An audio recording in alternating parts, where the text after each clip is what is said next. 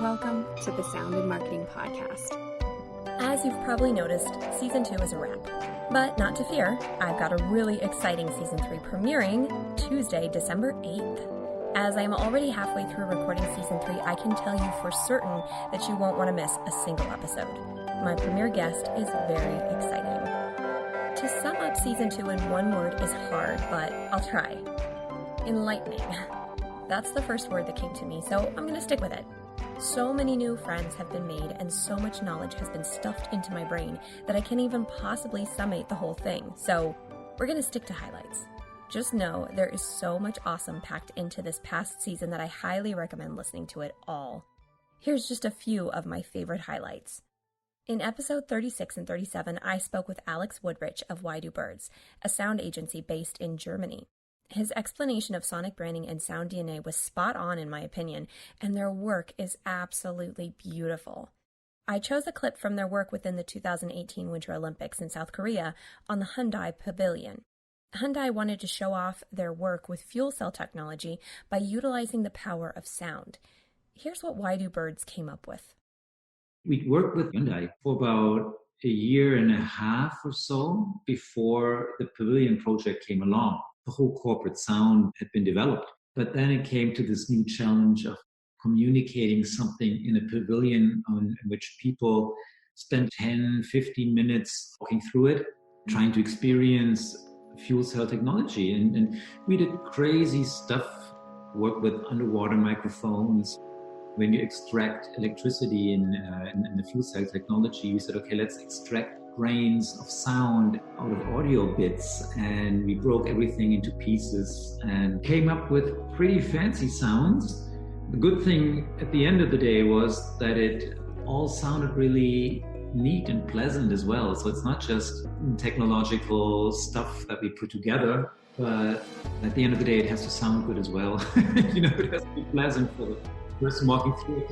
And I loved it when the person was like in charge of the brand in Korea and said that the sound gave the room and the whole pavilion so much about dignity. And so we thought, okay, wow, if you feel that's not so bad, So that was a pretty cool project, yeah. Mm-hmm.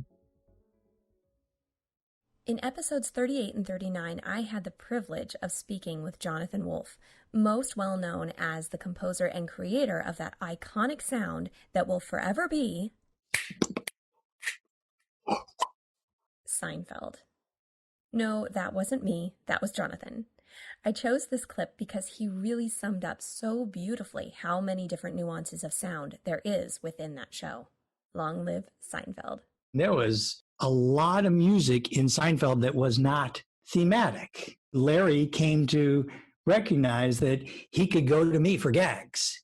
And I loved when they let me throw in and be part of the comedy. There are all these pieces of music that instantly identify a scene. I don't know, the music from Kramer's Pimp Walk. Jerry the mailman, remember he's whistling. Oh, in the pastiche practice, Morty was impeached. It was like the Nixon movie. So I played it like the Nixon movie. Rochelle the musical. Of course, the Jerry Show. Scarsdale Surprise. It's a fake title and a fake theme, and they were fake Tony Awards. Oh, my favorite, Flaming Globes of Sigmund. 50% of the post-audio value is certainly music. There's looping and crowds and dialogue editing. There's sound effects and music. In episodes 40 and 41, I spoke with the wonderful Vijay Iyer of AMP Sound Branding. I think one of my biggest takeaways from all of Season 2's interviews had to be a line that Vijay inspired at the end of episode 40. He explained sonic branding in context to the James Bond franchise, asking the question, does your brand fit the music, or does your music fit the brand? Spoiler alert, your music should fit your brand. It's a brand that's been there for 50 years. And funny enough, actually, they only use a number of touch points. But the idea of you start with Dr. No and that amazing DNA that was created there. And today we're at Billie Eilish. And in between, we had everything from Adele to Madonna to Aha. Live and Let Die is one of my favorite tracks as well in there. So there's so many different, over the time, different cultural expressions using elements. Sometimes it'll just use the riff, sometimes it'll use the harmony, sometimes it's going to use the main melody. So you always recognize that it's James Bond. And really interesting as you look at those and listen to those films even closer, even cultural expressions, depending on in which country James Bond is in, you'll suddenly in India in Octopus you'll suddenly hear there's Indian instrumentation, and it sounds really natural because the idea is more so not does Indian music fit to James Bond, but how would James Bond sound if it was Indian music? And I think the same is true for any brand. What would Mercedes-Benz sound like if it was hip hop? Not does hip hop fit to Mercedes-Benz? If you have that ability to take a sonic DNA and translate that and give those components to a composer, or then translate it also into what would it sound like at a touch point, at a POS, that opens up a whole new world of how you can interact with consumers and the type of sonic assets you can create. Episode 42 and 43 was with the super fun and knowledgeable Roger Gehrmann of Pandora's Studio Resonant. We talked about the importance of streaming radio advertising and how it can't just be the same ad that you use for TV. It needs to be carefully curated to fit this very specific medium. And with voice-first technology going where it's going, there needs to be more and more care taken on how we sell to our audience. Smart speakers are just one such technology to keep our ear on. When you think about how we're going to move into the future, how we're going to start interacting with products, with brands, this is already this whole new space of having to interact with a product, service, or brand without a screen. Like, you really think we're going to be using different banking apps for each different bank just to be able to transfer money from one place to another in a couple of years' time? Like, I highly doubt it. Everything's going to start moving to a screenless situation. You'll be able to tell Alexa or your Google Assistant to do something for you, and it will just happen. Brands need to be able to represent themselves in a screenless environment. Brands like MasterCard, who have really forward thinking, and they really realize that like the future of their product isn't even physical. You're not going to have a plastic card in the future, but that payment network is still going to be there.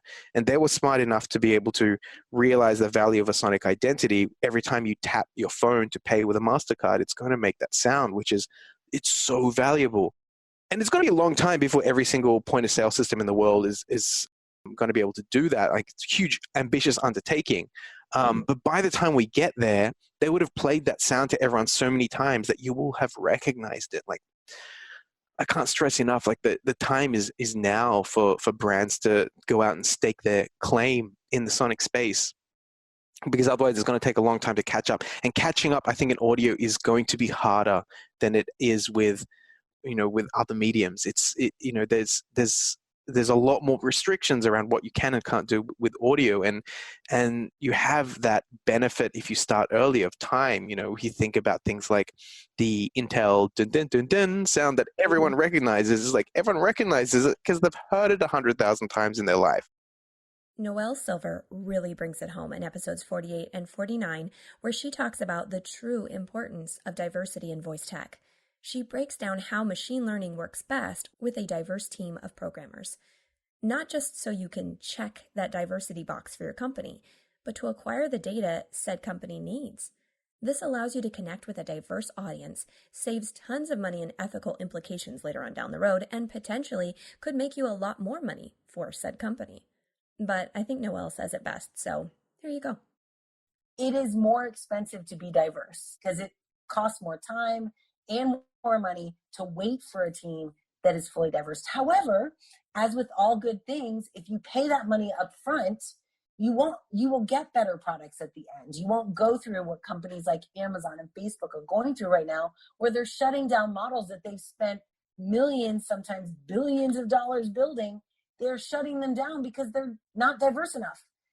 So if we, as the voice community, can really own the responsibility of building diverse teams in our consulting companies that we're creating, in the startups that we're building, and even in the relationships with larger tech companies that we're building, like, we need to hold companies accountable. If we look and see everybody's one type of person, and this is true even if it's all women, it's just as bad, or all people of color. Like, this is literally a diversity of thought problem. AI only works well when the data set is diverse. And the only way to get that is by having people who know to ask those types of questions. And it's very rare right now to see a team that's just richly diverse, show up in the industry. And so I think we have to just start making different choices and being willing to be patient and spend more time and money to build those teams. So I'm hoping that the voice industry, seeing that they have a new opportunity, kind of takes advantage of that. In episodes 50 and 51, I talked with Dave Isbitski, former Chief Evangelist of Amazon Alexa. I had questions for him, but he was light years beyond my questions in his wealth of knowledge, so I kind of just let him talk. Hard to put together a clip to this conversation because it kind of went everywhere, but here's the best I could do. To really get the full picture, you'll have to listen to the original episodes. There's certain categories where voice really excels. And when you know the specific piece of information that you want, a very specific data point, nothing's faster than voice to be able to do that, right? You just ask and immediately you get an answer. So I'm seeing innovation go across there.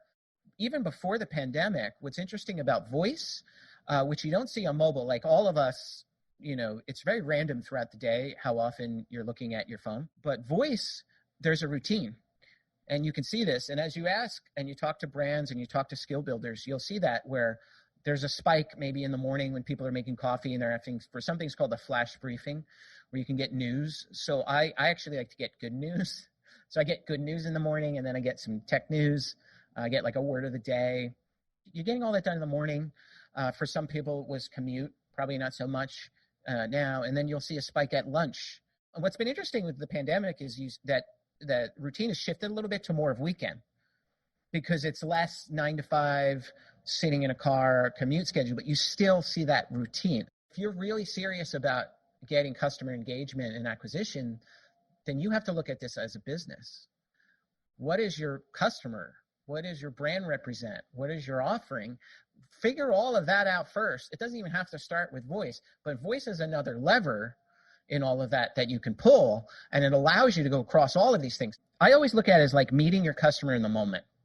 It's either creating awareness through a marketing scale campaign, and then there's engagement across multiple modalities with existing business offerings, so that increases customer engagement because I don't have to use your silly mobile app or go to your website. I can just talk to you too, which is great. On Friday night when my girls were all having pizza night, they're like, Dad, did you order? I'm like, oh yeah, just talk and done, right? And my credit card's already linked to that account.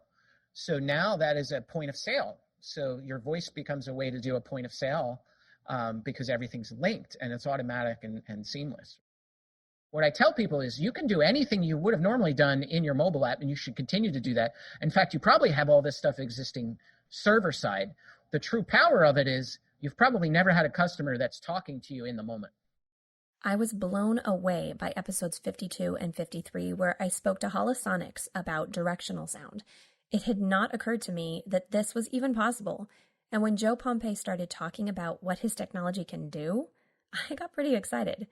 You'll want to check these full episodes out after this, if you haven't already, because this could revolutionize marketing in public places.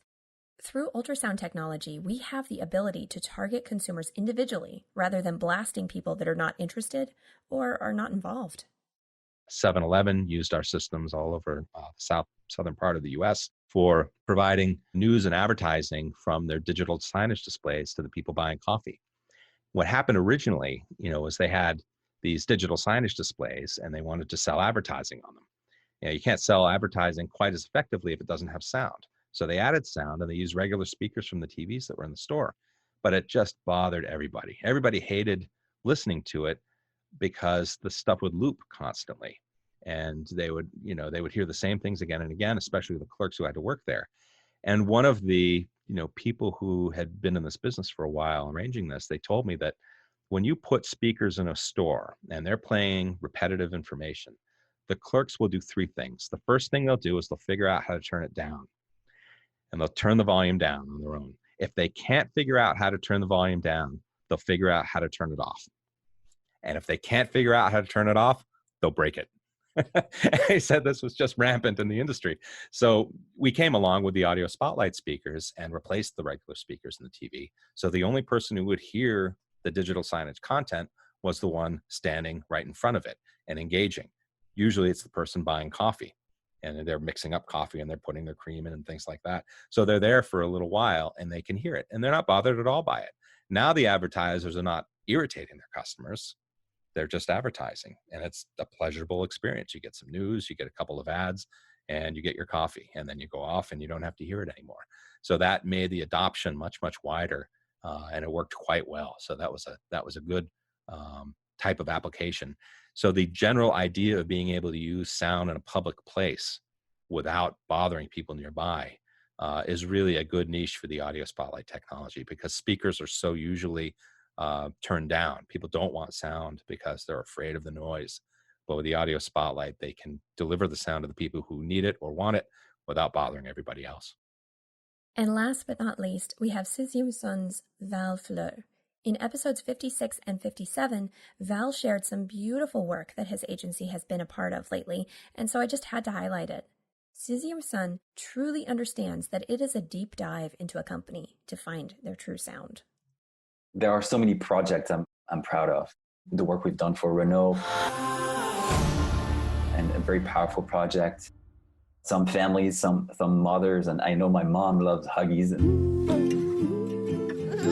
So every time, like, play me Huggies, like, okay, but you know it by heart. It's okay, I want to listen to it again.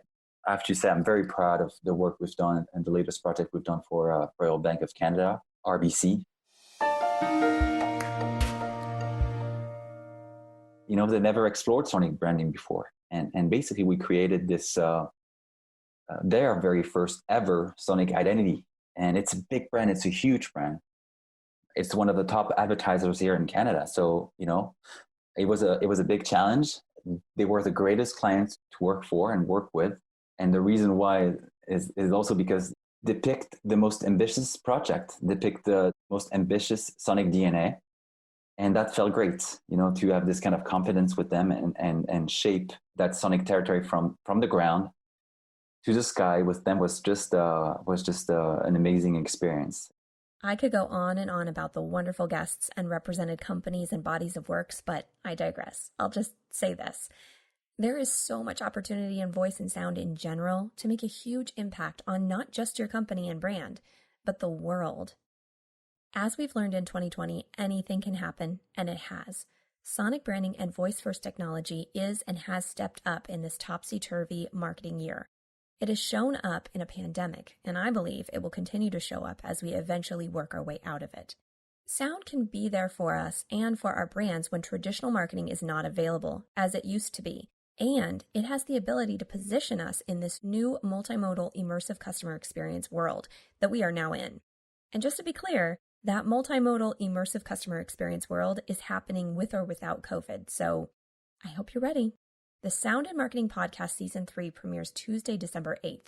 I am so excited to welcome General Motors' Jay Kapadia as my first Season 3 guest. This will be a first for me to talk to a massive company harnessing the power of sound and marketing within the automotive industry, and just to learn a little more about what goes on behind functional sound in cars, especially with the rise of electric and autonomous vehicles. Jay's story on its own is super cool, so this is for sure to be a great interview packed with fun learns. I am also very excited to announce that I will be launching a course on sound's power and influence in marketing in early 2021, where we'll be discussing what sound is and where it came from, the origins of advertising, advertising today and predictions for the future, sound's role in decision-making and buying power, and how our brains process sounds to create choice and reaction. This video course will have about an hour and a half of lectures broken down into lessons with homework to boot. I'm highly recommending that those that enroll don't binge the whole course at once. Each lesson should be pondered on to reflect on what the information means to your brand or industry specifically. This is premium content, so take your time and really dig in. To sign up for early details, go to soundinmarketing.com or follow me on all the socials. Thanks to all of you that have stuck with me from the beginning and for your comments and shares. You have all been a huge resource to me on crafting these episodes and on the content that I report on, so thank you again. If you haven't already, I'd love to hear from you all. I can be found on LinkedIn, Twitter, and Facebook. You can also email me at Gina, Jeanna, @dreamrproductions.com. Let's make this world of sound more intriguing, more unique, and more on brand.